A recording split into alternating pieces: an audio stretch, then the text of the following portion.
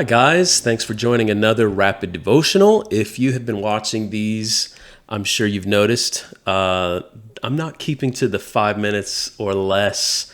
It wasn't a promise, but it was an intention. It was a good intention. But yeah, so these are ending up 10 minutes or less, and we'll just stick with that. Some may be shorter, some may be longer. But either way, I hope they're blessing you. And today I want to talk about questions. As I grow closer to the Lord and the more revelation and understanding I'm given, the more I realize I don't know nothing. In fact, the closer I grow in intimacy with the Lord, the more questions I seem to have. It's like the opposite of what you'd expect. The more He allows me to peer into mysteries, the more questions arise. And the more I realize I understand less than I actually thought I did to begin with. We often hear it said that Jesus is the answer, but I believe more accurately, Jesus is the question. He's the great questioner. Jesus is recorded as asking 307 questions in the Gospels alone. He has asked 183 questions and only answers 3. So, doing the math for every one question he actually answers, he asks 100. So, asking questions was actually central to Jesus' life and his teachings. What does this tell us about the nature of God? What does this tell us about how he communicates with us and what he's drawing us into?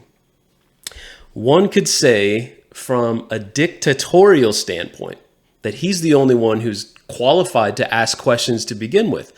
He's the potter, we're the clay. He's the creator, we're the creature. But I don't believe that's the reason he chose to only answer 3 of the 183 questions he was asked. He's not afraid of our questions. And it's not that he doesn't know or have the answer. He's not fragile, he's not insecure. He emulates for us the importance of asking questions. Asking questions is the sign of a genuine seeker. You can't spell question without quest. We're on a quest, and it's relational. As you can see, he actually greatly encourages questions. Jesus said in Matthew 7, verse 7 through 8, "Keep on asking, and you will receive what you ask for. Keep on seeking, and you will find.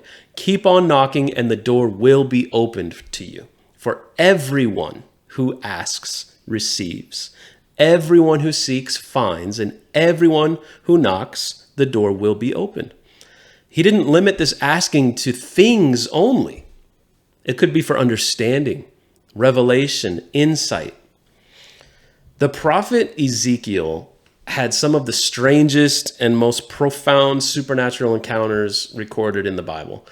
On one such occasion, the Spirit of the Lord brought him to a valley of dry bones and essentially asks the prophet, "What do you see? And what do you think about what you see?" Because what you think is going to determine what I will do. A word of advice: when the Lord asks a question, He's not looking for information. He's wanting to draw our attention to something that we're not yet seeing. He's wanting us to identify something in us, where our hearts stand, what we believe about Him or ourselves. When He asks you a question, buckle up, because you're about to learn a valuable lesson. For instance, when Adam sinned in the garden, he hid himself from God. And when God came in the cool of the day to enjoy fellowship with Adam, he asked, "Adam, where are you?" It's not because God wasn't very good at playing hide and seek. In fact, I think he invented it. The question was for Adam's sake, to identify his thoughts, his feelings, his emotions, his actions, his response to what happened. It should have triggered the question within him: where am I? How did I get here? Why am I hiding?